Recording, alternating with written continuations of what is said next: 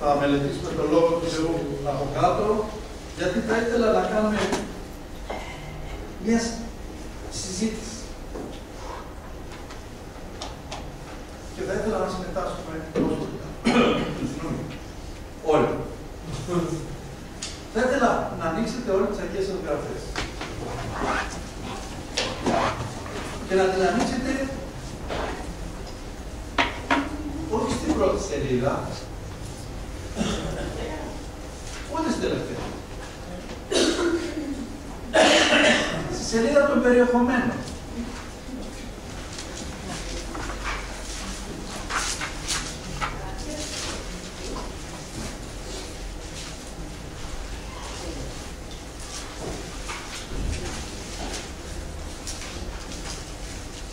Και όπως βλέπετε στη σελίδα των περιεχομένων υπάρχουν δύο κατηγορίες βιβλίων, η Καινή Διαθήκη και η Παλιά Διαθήκη. Θα ήθελα να πάμε στο κάτω μέρος που λέει για την Καινή Διαθήκη και ποια είναι τα βιβλία. Θα ήθελα να μου πείτε, ο Απόστολος Παύλος χρησιμοποιούσε αλληλογραφία. Αν ήταν σήμερα ο Απόστολος Παύλος θα χρησιμοποιούσε email. Αλλά τότε υπήρχε η αλληλογραφία. Και σε θέματα που δημιουργούνται σε διάφορες πόλεις που είχε ήδη επισκεφθεί και είχε δημιουργήσει εκκλησίες, όταν του γράφανε και του ζητάγανε βοήθεια πνευματική, εκείνος τους αγάπαγε. Και εδώ θα θέλουμε να δούμε, θα θέλω να μου πείτε τι διαβάζετε εσείς τις γραφές που έχετε μπροστά σας. Πέστε μου σε ποιους έχει γράψει ο Απόστολος Παύλος. Όταν λέμε σε πόλεις, σε εκκλησίες, σε ποιους έχει γράψει. Τι βλέπετε. Δυνατά. Ρωμαίους, Κορινθίους, Φιλιππισίους, Κολοσσαίους. Θα ήθελα τώρα να κάνουμε μια προσπάθεια να μετρήσουμε πόσες είναι αυτές οι επιστολές που έχει στείλει σε εκκλησίες. 22. Εδώ έχουμε μεγάλες διαφορές. 14, 20, 22. Πόσες? 14. Για να μετρήστε ξανά.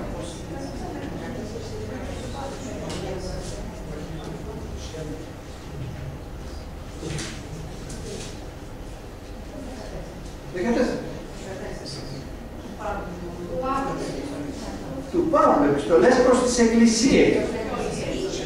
Του Παύλου επιστολές. Μόνο προς εκκλησίες, όχι τις πνευματικές, μόνο τις αυτές. Προς εκκλησίες, ήμουν σαφέστατα.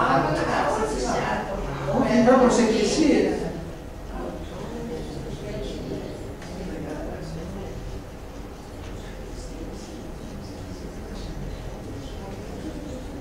Να βοηθήσω.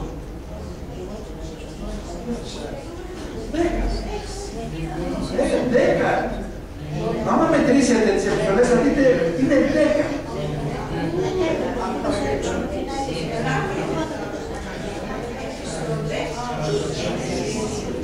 Επιστολές προς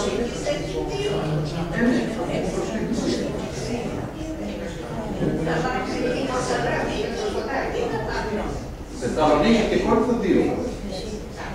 Άρα είναι 10 οι επιστολές που λένε οι Αγίες Γραφές ότι εμφερεύουν. Αλλά υπάρχει ένα πρόβλημα. Η δική μου Αγία Γραφή είναι 11. Ενώ όλες λένε 10 οι δικές σας, η δικιά μου λέει 11. Εγώ έχω μια άλλη επιστολή που λέει προς νοικαιώτες.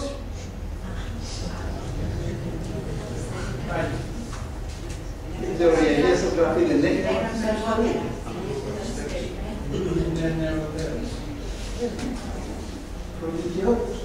Ο Απόστολος Παύλος σήμερα μας ζούσε, θα μας είχε στείλει επιστολή. Και όχι μόνο μία, συμφωνώ μαζί σας. Γιατί θα όχι μόνο μία. Θα είχαμε πολλά να τον ρωτήσουμε. Θα είχαμε πολλές απορίες. Θα είχαμε πολλά προβλήματα πνευματικά. Θα ζητάγαμε μία λύση. Ο Απόστολος Παύλος όταν έγραφε, Αυτό το σκοπό έχει. Αλλά ας ανοίξουμε στη Β' Κορινθίους, όπως ήδη διαβάσατε, η Σοφία μας διάβασε, πρώτο κεφάλαιο, και να δούμε πώς ξεκινάει μια επιστολή. Διαβάζω. Παύλος, Απόστολος Ιησού Χριστού, διαθερήματος Θεού, και Τιμόθεος, ο αδερφός, προς την Εκκλησία του Θεού, κινούσα εις Κόρινθο. Με τα πάντα των Αγίων, των όνων εν όλη την Αχαΐα. Εγώ εδώ βγάζω τη λέξη, θα αφαιρετήσω. Αχαΐα, όχι όμως ο νόμος Αχαΐα. Όχι, θα το εξηγήσω. Θα αφαιρετήσω και θα βάλω τη λέξη Κόρινθο και θα βάλω τη λέξη Νίκαια. Γιατί αυτή η επιστολή που γράφτηκε το 52 περίπου μετά Χριστό, απευθύνεται και σε εμάς σήμερα που είμαστε το 2011 μετά Χριστό. Και ξέρετε κάτι, και τα προβλήματα και τα θέματα είναι σχεδόν τα ίδια. Δεν αλλάξανε. Υπάρχουν μερικά προβλήματα που δεν υπάρχουν, γιατί υπήρξαν εκεί τοπικά. Αλλά είναι τα ίδια τα προβλήματα. Διαβάσαμε Αχαΐα. Κάνουμε λίγο γεωγραφία, ιστορία. Όταν λέμε σήμερα Αχαΐα, εννοούμε τον νομό Αχαΐας που είναι με πρωτεύουσα την Πάτρα. Την εποχή εκείνη η Αχαΐα ήταν όλη η Πελοπόννησο. Υπήρχε και Ρεά και η Εύβοια. Ναι, αλλά η Πελοπόννησο με πρωτεύουσα την Κόρινθο. Η Κόρινθο τώρα, προσέχετε, ήταν μια πολύ μεγάλη πόλη. Και ο Παύλος τώρα απευθυνόταν σε μια μεγάλη πόλη. Η Νίκαια είναι μεγάλη πόλη. Σήμερα. Ξέρετε ότι η Κόρινθο ήταν μεγαλύτερη, αλλά βεβαίως ήταν. Υπολογίζω ότι ήταν 700.000 η κρατική της Κόρινθου τότε. Σήμερα στην Νίκαια είναι γύρω στους 500.000. Αλλά το θέμα είναι η Νίκαια μεγάλη πόλη? Βεβαίως. Η Νίκαια είναι μία από τους μεγαλύτερους δήμους.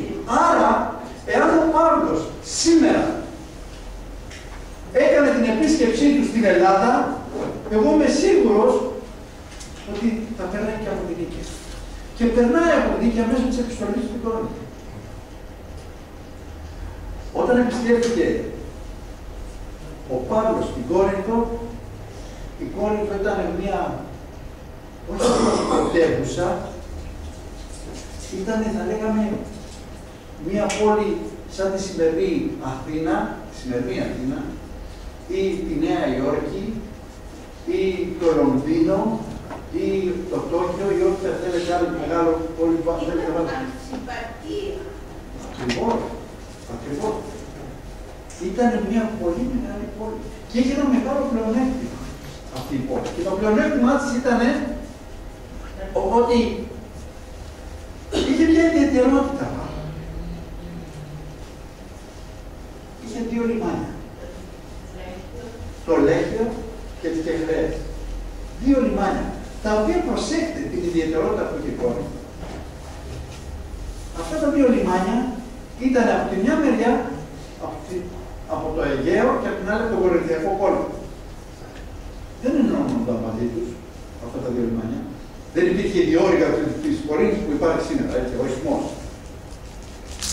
Όμως, οι τεχνικοί της εποχής είχαν καταφέρει και για να μην κάνουν τα καράβια ολόκληρη τη βόλτα του Πελοποννήσου, με διορκούς, ένας διορκός έπαιρνε το καράβι, το έφερε στεριά, το τσούλαγε σε ένα δρόμο καλτερίνι που είχαν φτιάξει κατά κάποιο τρόπο και το πήγαινε στην άλλη μεριά. Και το βάζει στο άλλο μεριά. Αυτό όμως τι σημαίνει, τώρα γιατί τα λέμε. Σημαίνει ότι είχε πολύ πέρασμα. Πέρασμα ναυτιλίας. Η ναυτιλία σήμερα ξέρουμε ότι όπου υπάρχει πολλή ναυτιλία, υπάρχει και πολύ υπόκοσμος, πολλή πορνεία. Και η Κόρινθο ήταν γεμάτη. Και το πλεονέκτημα ότι μέχρι να μεταφερθεί το καράβι το ένα, από το ένα λιμάνι, διαξηράς, προσέχτε, διαξηράς από το ένα λιμάνι στο άλλο, δεν ήταν τα σημεία δεδομένα, περνούσαν κάποιες μέρες. Ακόμη, άδειασαν ό,τι είχε. Σκέτο το καράβι μεταφερόντουσαν. Γιατί ήταν δύσκολο. Μεταφερόντουσαν με γάλα. Έκανε δουλειά, γάλα και τέτοια. Που σημαίνει ότι η ναυτική εκεί μέσα είναι πολύ καιρό. Μέρες τουλάχιστον. Αυτό έκανε την πόλη που είναι ένα κέντρο πορνείας. Και τώρα πάει ο Παύλος σε αυτή την πόλη που έχει τόσα μεγάλα προβλήματα. Ο Παύλος θα πήγαν σήμερα στη Νίκαια. Με προβλήματα που έχει η Νίκαια. Μπορεί να έχει το μέγεθος της Κορίνθου, προβλήματα ηθικής. Προβλήματα ηθικής υπάρχουν όμως. Μπορεί να μην έχει προβλήματα άλλα που είχαν οι Κορίνθοι, αλλά προβλήματα έχει στην Νίκαια. Και μάλιστα υπάρχει το γεγονός ότι υπάρχει έκφραση κορινθιάζω, που σημαίνει τι, πορνεύω. Από εκεί έχει γίνει το κορινθιάζω. Λοιπόν, η Κόρινθο είναι τώρα τόσο μεγάλο μέρος που πάει και λέει ο Παύλος, σας χαιρετώ, εσείς στην Νίκαια.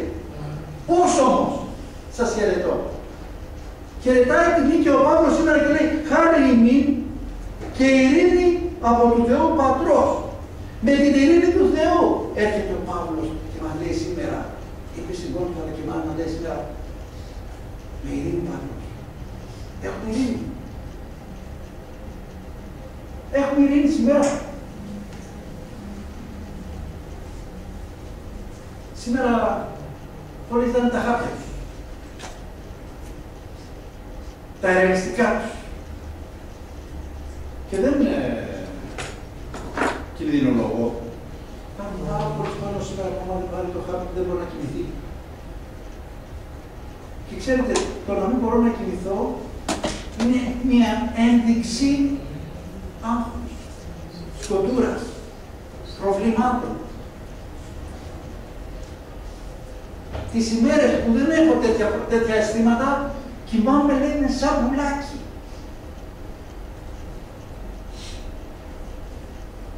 Το ίδιο που ισχύει και στην πόλη. Το ίδιο ισχύει και σε εμάς σήμερα και να πει Παύλο, με του Θεού την ειρήνη σας χαίρετο.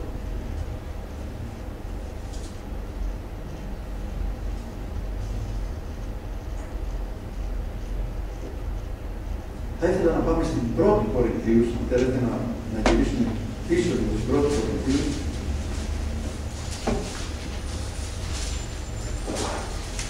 Και το 16 κεφάλαιο,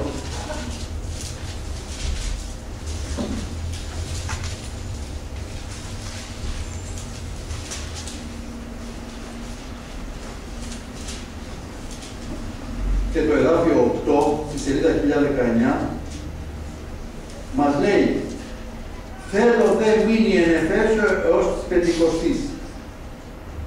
Διαβάζω από το 7. Διότι δεν θέλω να σας ειδώ τώρα εν παρόδο, αλλά ελπίζω να μείνω πλησίον σας και ρώτηνα, εάν ο Κύριος συγχωρέσει τούτο, θέλω δε μείνει εν Εφέσω έως Πεντηκοστής. Ο Παύλος είναι στην Έφεσο και του γράφει αυτό το πράγμα. Έχει πάει 2 φορές στην Κορίνθο, μάλλον έχει πάει 1 φορά, ακόμα δεν έχει πάει τη δεύτερη φορά. Πήγε 2 φορές. Και λέει, είμαι στην Έφεσο και σας γράφω. Σήμερα ο Παύλος δεν είναι στην Έφεσο. Ο Παύλος έχει κοιμηθεί εν Κυρίου. Αλλά σήμερα ο Παύλος γράφει στην Νίκαια. Μέσω της επιστολής που έχει στείλει στους Κορίνθιους. Και μας λέει, τι, μας νουθετεί, για ποιο πράγμα? Για τα προβλήματα που έχουμε.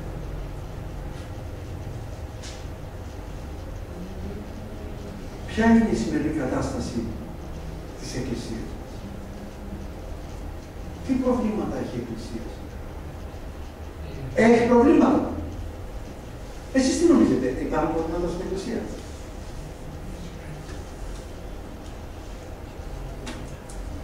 Βλέπω μερικούς ώμους έτσι να πούμε. Και φυσικά υπάρχουν.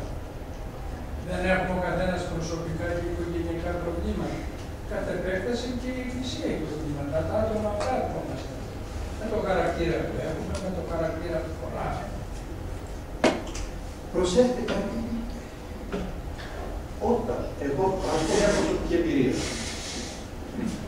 μπορεί να κάνω λάθος, μπορεί να μην έχουμε τα ίδια, να σκεπτόμαστε το ίδιο, αλλά προσωπική εμπειρία. Όταν στην Εκκλησία υπάρχουν προβλήματα, εγώ χαίρομαι. Δεν ακούγεται καλά αυτό, Όταν στην Εκκλησία υπάρχουν προβλήματα, εγώ χαίρομαι. Μα είναι τι μας λες? Τι είναι αυτό τώρα που μας λες? Υπάρχουν προβλήματα και χαίρεσαι? Ναι, χαίρομαι. Γιατί χαίρομαι? Γιατί αν δεν υπήρχαν προβλήματα στην Εκκλησία και όλα πηγαίνανε όπως λέμε ρολόι, ο διάβολος δεν θα ασχολείται με την Εκκλησία, πάνε να πει ότι πάνε καλά κατά εκείνον, κατά τον διάβολο. Άμα κάνει η Εκκλησία και δεν είναι με τα μέτρα του διαβόλου, τότε ο διάβολος δημιουργεί προβλήματα στην Εκκλησία. Και όταν έχει προβλήματα η Εκκλησία, τότε μπορούμε να δούμε ότι η Εκκλησία είναι στον καλό δρόμο και ο διάβολος μας πολεμάει. Το ίδιο έκανε και στην κόρη. Ο Παύλος είχε δημιουργήσει μια ομαδούλα στην αρχή. Γιατί μετά έγινε μεγάλη εκκλησία. Ο Ακύλας, η Πρίσκιλλα, είχε τον Τιμόθεο μαζί του, τον πήρε και πήγανε. Είχε δημιουργήσει μια ομάδα. Ακόμα και τον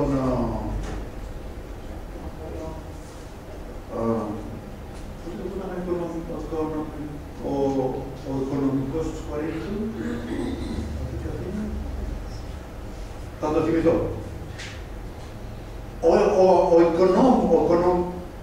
Ο υπουργός οικονομικός της Κορίνθου ήταν και αυτός, είχε δεχτεί τον Χριστό. Θα το θυμηθώ. Είχαν προβλήματα.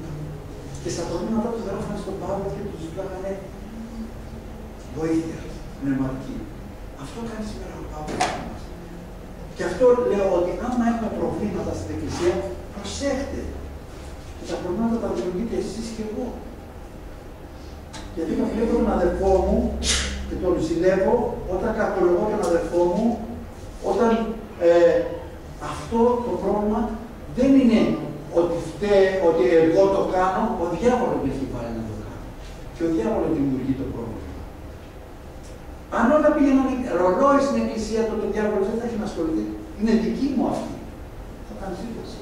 Γι' αυτό θα πρέπει να είμαστε προσεκτικοί. Και τώρα, πώς θα αντιμετωπίσουμε τα προβλήματα είναι ένα άλλο θέμα. Λέει ο Παύλος. Μέσα στην Εκκλησία υπάρχουν στο 7ο κεφάλαιο. Ανοίξουμε το 7ο κεφάλαιο. Πάμε λίγο στις μερικές σελίδες. Στην πρώτη επιστολή πάντα, το 7ο κεφάλαιο.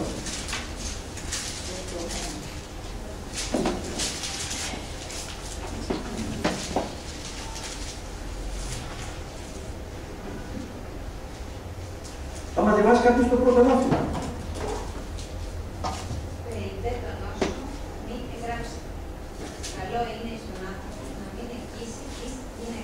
Εάν διαβάσουμε τώρα όλο το κεφάλαιο, άμα σταματήσουμε εκεί, έχουμε πρόβλημα. Τι θα πίναμε να γίνει. Και πολλοί κάνουν το λάθος και σταματάνε εκεί. Σε παίρνουν ένα εδάφιο, το διαβάζουν το εδάφιο, σταματάνε εκεί και λένε, να, αυτό είναι. Και το λέει ο Παύλος. Ο Παύλος το λέει αυτό, και όμως θα διαβάσουμε όλο, δεν έχουμε την ώρα να διαβάσουμε, θα δούμε ότι λέει όχι να μην αγγίζεις γυναίκα για τον άντρα, έτσι, ή η γυναίκα να μην αγγίζει άντρα. Λέει, όταν καλό είναι στον άνθρωπο λέει να μένει μόνος, όπως είμαι εγώ, λέω πάνω. Αλλά εάν δεν εγκατεύεστε να ζευγαρώνετε με τα σημερινά δεδομένα. Και ο κάθε άντρα να έχει την δική του γυναίκα και κάθε γυναίκα το δικό της άντρα. Αυτό το λέει στην Κόρινθο, γιατί η Κόρινθο έχει πολύ μεγάλο, όπως είπαμε, θέμα ηθικής. Σήμερα στη Νίκαια δεν υπάρχει θέμα ηθικής. Και μην περιοριζόμαστε στο να σκεφτόμαστε, μέσα στην Εκκλησία δεν υπάρχει. Έξω υπάρχει, αλλά μέσα στην Εκκλησία δεν υπάρχει. Προσέχτε, ο διάβολος χρησιμοποιεί ακόμα και τους πιο πιστούς για να δημιουργήσει πρόβλημα.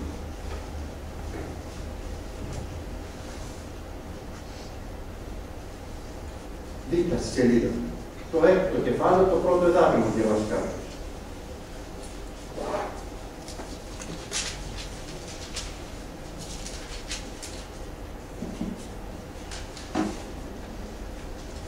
Τολμάστε από εσάς όταν έχει διαφορά προς άλλον να κρίνετε ενώπιον των αδίκων και βγει ενώπιον των Αγίων.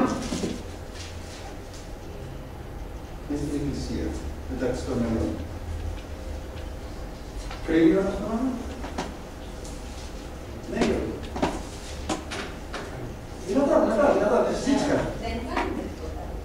Δεν κάνετε. Το πρόβλημα αυτό υπήρχε στην Κόρινθο. Ο ένας έκρινε τον άλλον. Και πώς εκρίνανε ο ένας τον άλλον. Θυμόσαστε πώς εκρίνανε ο ένας τον άλλον. Λέγανε, εγώ είμαι του Παύλου, εγώ είμαι του Απολλώ, εγώ είμαι με εκείνον, εγώ είμαι με τον άλλον. Εσύ όμως δεν είσαι. Γιατί ο αδερφός ο χ αδερφός έκανε αυτό και η αδερφή εκείνη έκανε αυτό. Δεν πρέπει. Σήμερα τι λέγεται αυτό. Μέσα στην Εκκλησία κρίνει ο ένας τον άλλον. Προσέχετε. Ένα από τα χαρακτηριστικά, τα άσχημα της Εκκλησίας, και αυτό δεν μιλάω για εσάς, μιλάω για εσάς, αλλά και εγώ μέσα σε αυτό, είναι που κρίνουμε ο ένας τον άλλο, αν θέλετε, χωρίς να έχουμε το δικαίωμα. Γιατί δεν έχουμε το δικαίωμα να κρίνουμε ένας τον άλλο. Πολύ απλά. Ορίστε. Στην πρώτη ανήκει στο Θεό, δεν είμαστε. Πρέπει να παραμένουμε αμέτωχοι. Στη σχολή Σαββάτου μιλήσαμε ότι ο Εωσφόρος ήθελε να σφεντεριστεί το ρόλο του Χριστού. Ήθελε να πάρει το ρόλο του Χριστού. Και γι' αυτό έπεσε. Όταν εγώ κρίνω τον αδελφό μου, κρίνω την αδελφή μου, παίρνω το ρόλο του Θεού. Ο Θεός είναι εκείνος που θα κρίνει. Και τι κάνω? Κρίνω τον Θεό. Και ποιο έργο είναι αυτό? Σίγουρα δεν είναι του Θεού. Σίγουρα δεν είναι του Αγίου Πνεύματος. Και σίγουρα είναι του πονηρού. Όταν ο πονηρός βάζει αυτές τις σκέψεις μέσα στο σώμα της Εκκλησίας, που το σώμα της Εκκλησίας είσαστε εσείς και εγώ, τότε υπάρχει αναταραχή μες στην Εκκλησία. Να γιατί χαίρομαι όταν βλέπω εγώ προβλήματα να έχει την Εκκλησία. Αλλά πώς τα λύνω τα προβλήματα. Τι θα πρέπει να κάνω.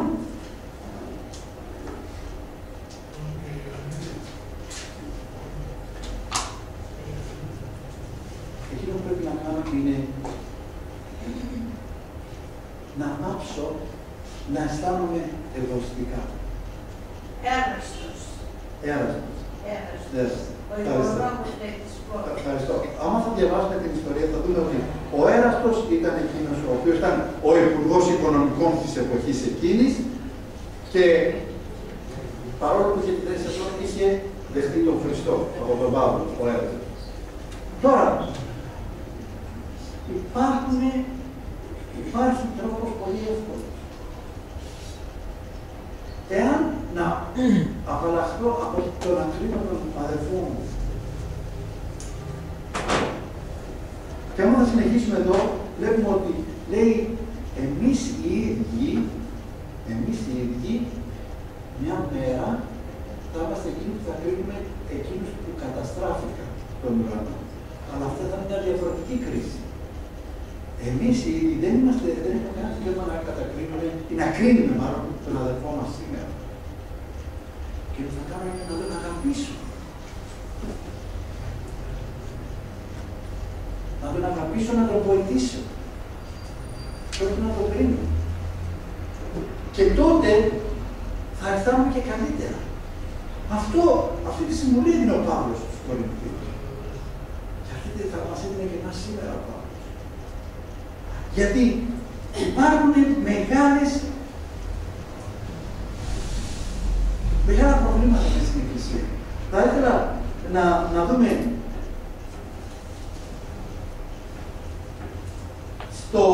στο πρώτο κεφάλαιο της Αλφα Κορινθίου, στο πρώτο κεφάλαιο, πάμε λίγο πίσω.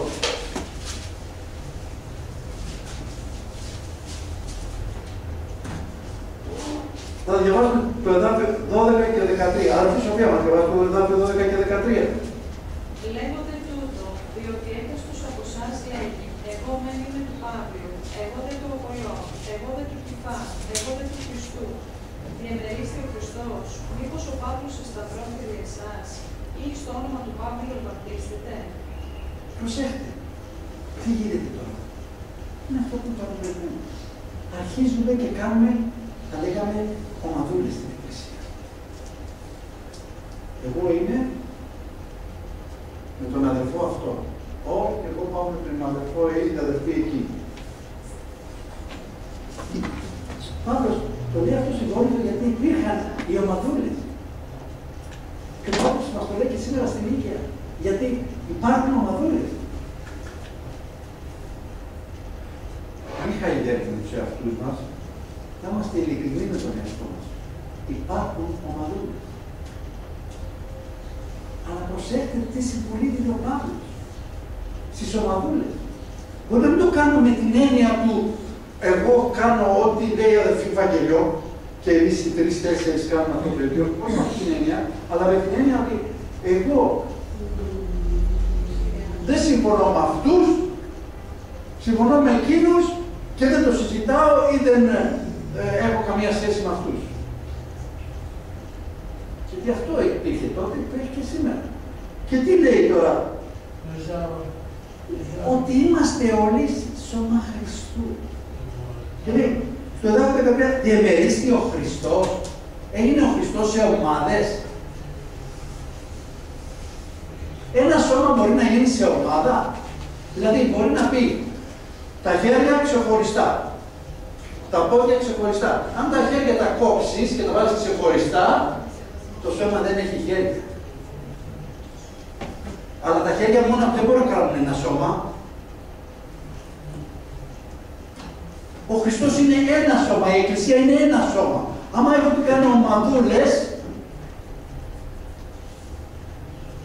έχω αποτύχει.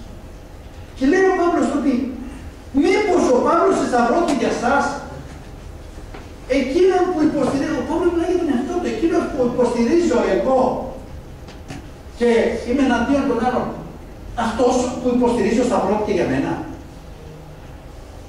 Πώς μπορώ εγώ να κάνω ομάδα μες στην Εκκλησία, ομαδούλα, και να μην σέβομαι τις αρχές της Εκκλησίας, αυτό που λέει η Εκκλησία. Και λέει ο Παύλος, μήπως εγώ δεν σταυρώθηκα. Όχι. Μόνο όποιος σταυρώθηκε για αυτό. Και δεν έχουμε δικαίωμα, αν θέλετε, δεν έχουμε δικαίωμα να σκεπτόμαστε έτσι. Αν θέλουμε να είμαστε συμμετροί.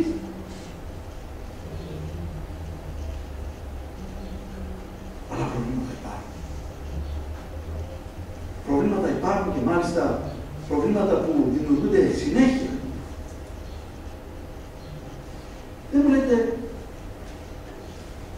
να πάμε λίγο παρακάτω. Πώς ο ένας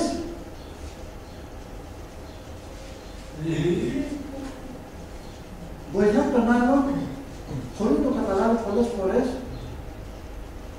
μάλλον παρασύρει τον άλλον, να πει, να σκεφτεί ή να κάνει πράγματα που δεν αρμόδιουν στην Εκκλησία, δεν αρμόδιουν σε ένα χριστιανό. Και αυτά τα καυτηριάζει ο Παύλος με την καθημερινότητα.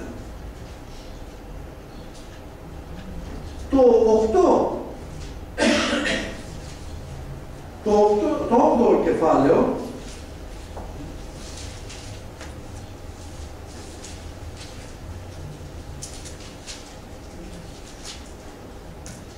μιλάει για φαγητό. Σήμερα υπάρχει πρόβλημα στην Εκκλησία με το φαγητό.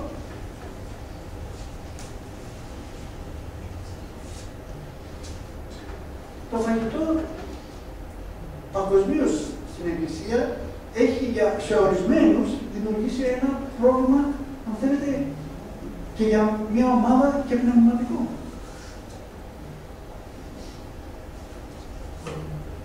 Ο Παύλος λέει, ποτέ μη σας κρίνει κανείς, αν θέλετε το 8ο κεφάλαιο. Το εδάφιο 1 να διαβάσει κάποιον.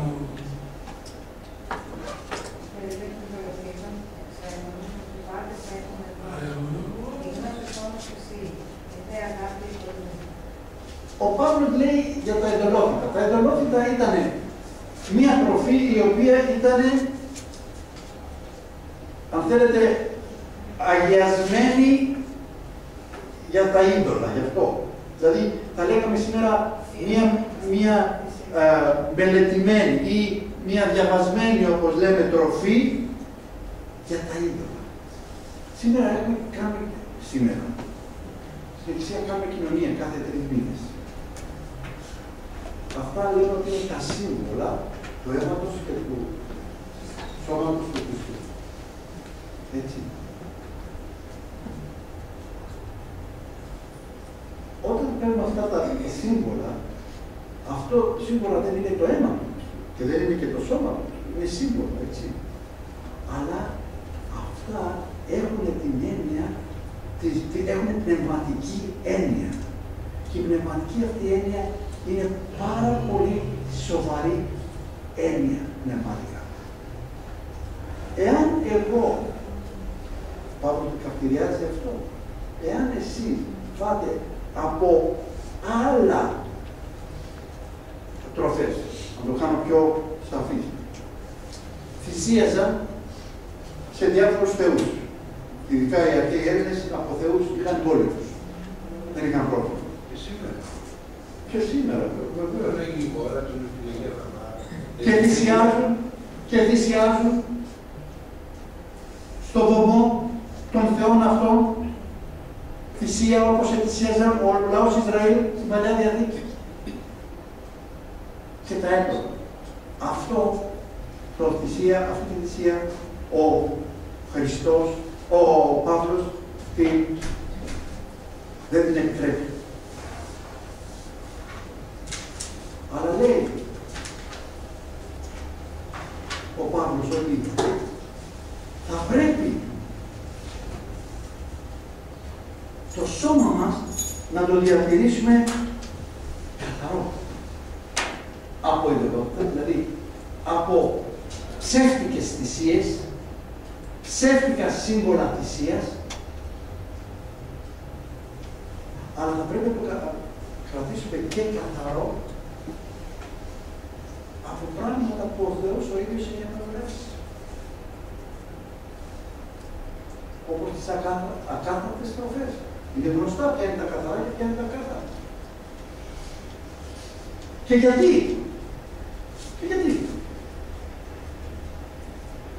Ο Θεός τα έχει απαγορεύσει. Τώρα θα πούμε στη λογική του Θεού. Αλλά για το δικό μας το καλό τα έχει απαγορεύσει. Γιατί χημικός ψεύτικα. Ακριβώς. Οι επιπτώσεις αυτών των τροφών στο σώμα του ανθρώπου φέρουν πολλές αρρώστιες και προβλήματα. Γι' αυτό. Και ο Παύλος τους δίνει οδηγίες. Θα μπορούσαμε να διαβάσουμε μόνο, να διαθέσουμε μία ώρα μόνο για αυτό το θέμα.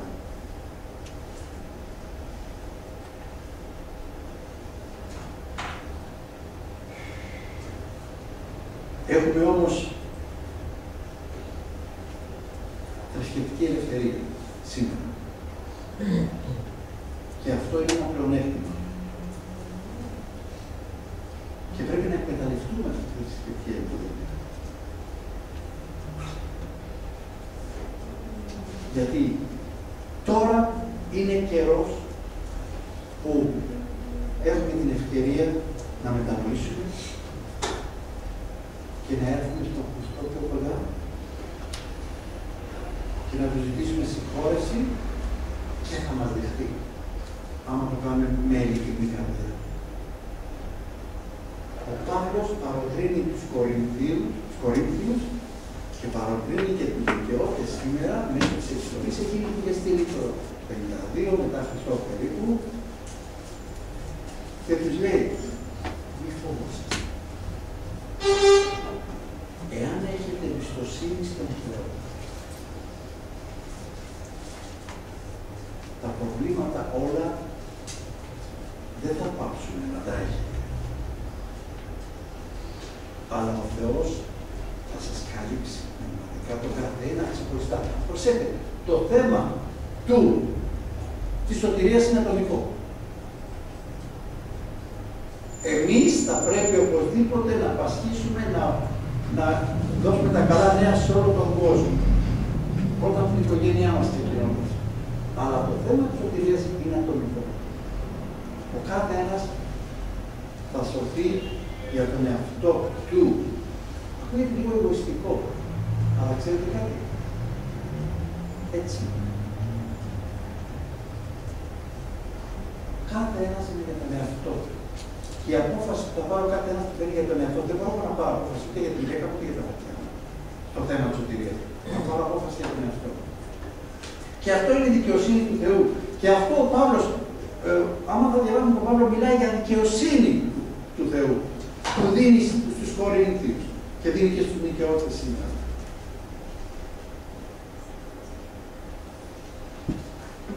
Μιλάει, άμα θα ανοίξουμε, θα δούμε, μιλάει και για τους φτωχούς, δίνει εντολές για τους φτωχούς.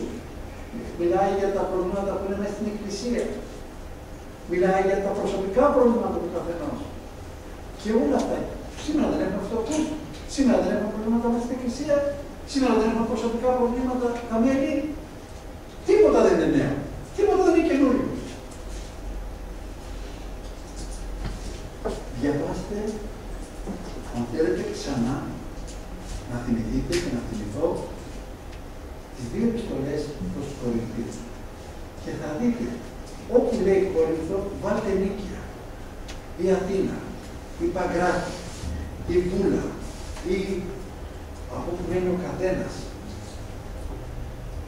Και όπου λέει μιλάει για τους Κορινθίους να βάλει τον εαυτό του, ότι μιλάει για εκείνο, θα δείτε πόσα πολύ θα ωφεληθεί ο κάθε ένας από εμάς και θα ελεγχθεί αν θέλετε, γιατί πολλές φορές ξέρετε, χαλαρώνουμε.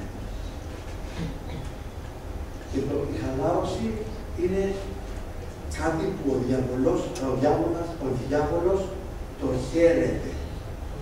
Σε θέλει χαλαρό και όταν σε δει χαλαρό, πάει σε αρπάει. Χαρά του να σε δει χαλαρωμένο. Σε αρπάει. Δεν πρέπει να χαλαρώνουμε. Πρέπει να είμαστε άγρυπνοι. Ο Παύλος αυτό που έλεγε. Άγρυπνοι. Αυτό μας λέει και μας σήμερα.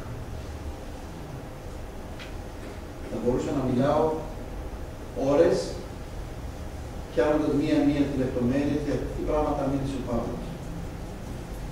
Γι' αυτό σας παροτρύνω να διαβάσετε. Θα δείτε ότι